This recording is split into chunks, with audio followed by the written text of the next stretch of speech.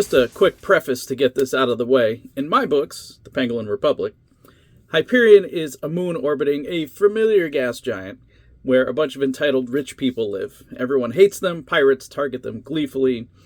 No one takes them particularly seriously except for the fact that they can buy or sell anyone they want.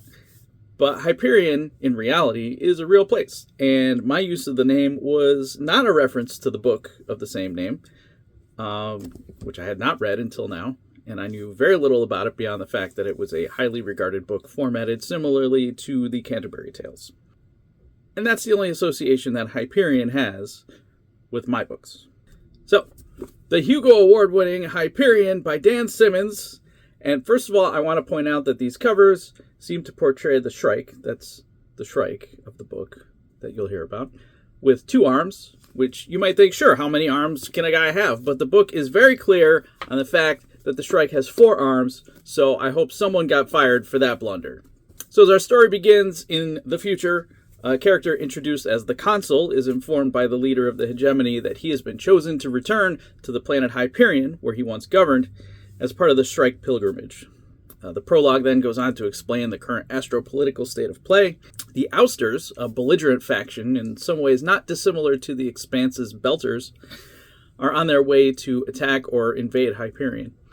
But on Hyperion itself, the time tombs are showing signs of opening, and the Shrike is on the move, so the planet's citizens are clamoring to be evacuated.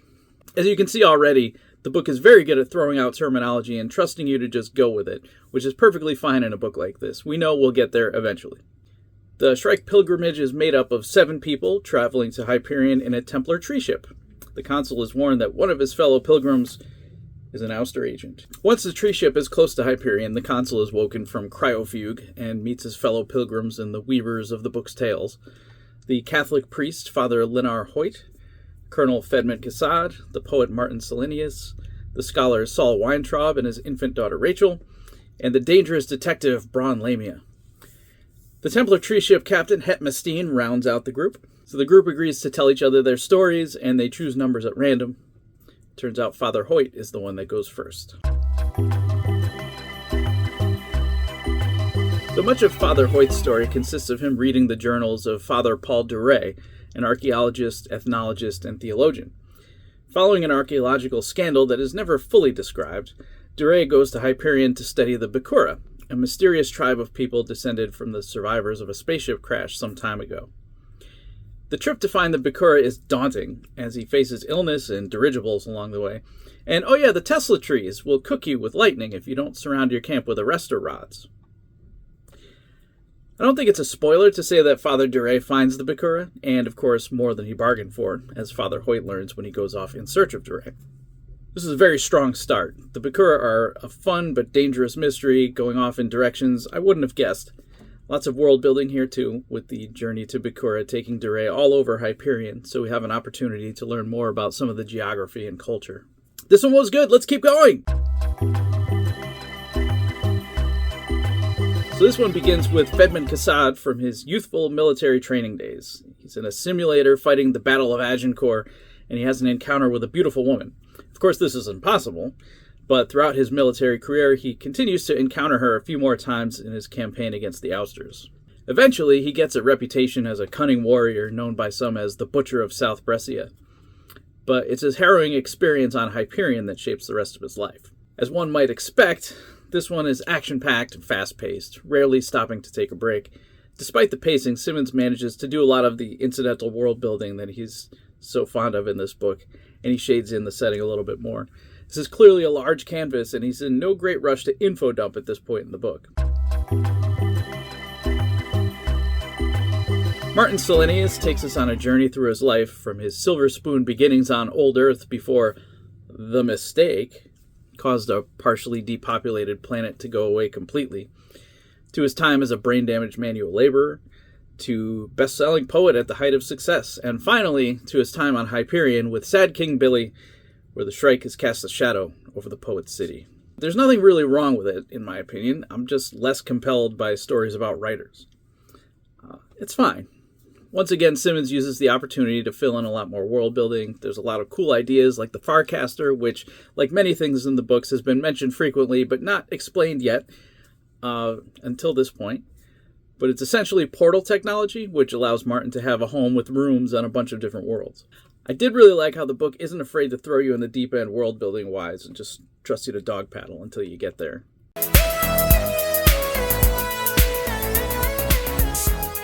If you're enjoying this video, why not buy my book? Point of the Pangolin is the story of an intrepid group of heroes who decide to exit the solar system over the objections of an isolationist faction. There's actually a lot more going on than that. There's space pirates, a giant spider for no reason, all kinds of other things.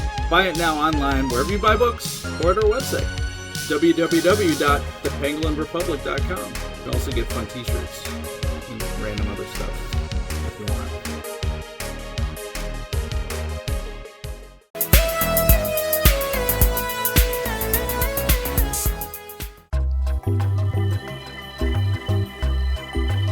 So, to my knowledge, I am not a parent, except to my pups. But I think whether you're a parent or not, this story in particular is, at its core, a horror story. And it's one that can only be done in a sci-fi setting like this one. We've grown a bit familiar with Saul Weintraub by now, the wandering Jew, and his infant daughter Rachel during the story, the thread that connects these tales. Why is he bringing his baby on such a dangerous pilgrimage? We learn the answer in this story. I'm not going to get into the specifics on this. You can experience this parental nightmare for yourself, but Rachel has a life-threatening illness that, as you might imagine, Saul is desperate to find a solution for. As you also might imagine, the pilgrimage is his and Rachel's last hope. This was a very effective story with clear stakes throughout and a tragically inevitable ending. It also uses science fiction as a setting to great effect. I wouldn't be surprised if this was like a short story developed independently outside of the Hyperion project that Dan Simmons was working on, but at the same time it still fits in just fine with the other tales. It's a great read, not a fun one.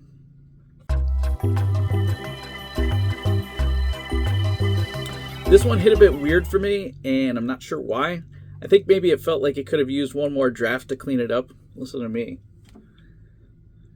Criticizing a Hugo winning book.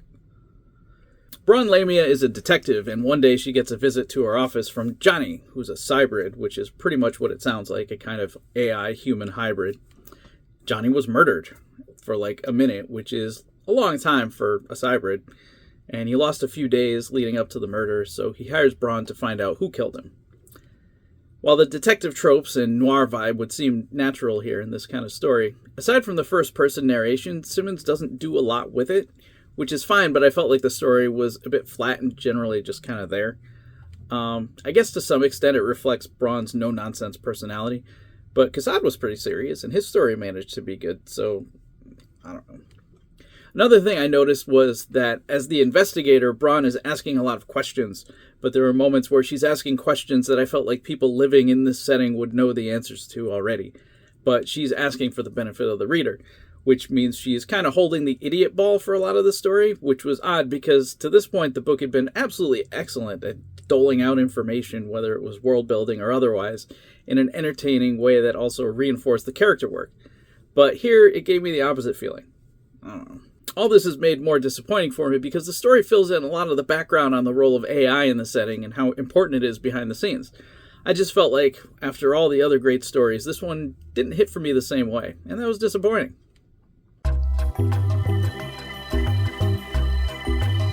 The console plays The Pilgrims, an audio recording of a young man named Marin Aspic, a midshipman on the hegemony ship Los Angeles, as he recounts his experiences with a woman named Siri on the watery world of Maui Covenant.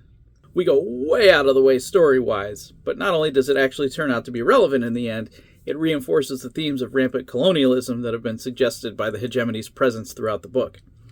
This story does a great job of wrapping up everything going on here thematically and character-wise so we can end the book. Because if you really want to know what happens to those people on the Shrike pilgrimage, you will also have to read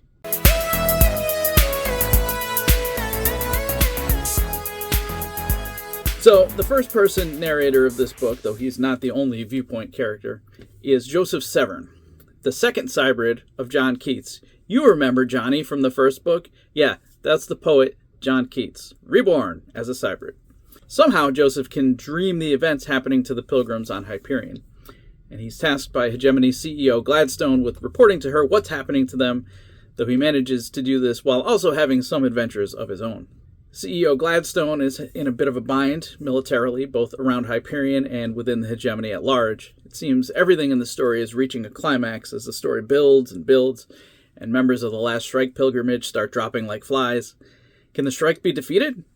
Will the mystery of the time tombs be revealed? Did I take this job for a quick buck? The book propels itself to a pretty satisfying conclusion, more or less. Not all mysteries are fully revealed, which I think is fine overall. I was happy with the way things landed. So for me personally, I think these books were very good, but maybe not as absolutely amazing as their reputation. I came in with much higher expectations than I typically do, and I think that hurt my estimation of the story overall. It's a really good couple of books, crowning achievement, etc. But I did just recently read those Daniel Keyes Moran books, and the first 3 Culture books too, so I've been huffing some rarefied air lately. Hyperion doesn't surpass those, but certainly deserves to be in the conversation. So, if you haven't read Hyperion, stuff you need to know. 1, it's good, but manage your expectations. 2, you will also need to read The Fall of Hyperion if you want anything approaching closure to this story. Speaking of which, the next 2 books in the Hyperion Cantos, Endymion and The Rise of Endymion, also exist. I was advised to stop at The Fall of Hyperion. But you let me know in the comments, should I read Endymion and The Rise of Endymion? I do feel like The Fall of Hyperion was a good natural endpoint to stop. Let me know in the comments. Or not. That's all I've got for this one. We'll see you next time.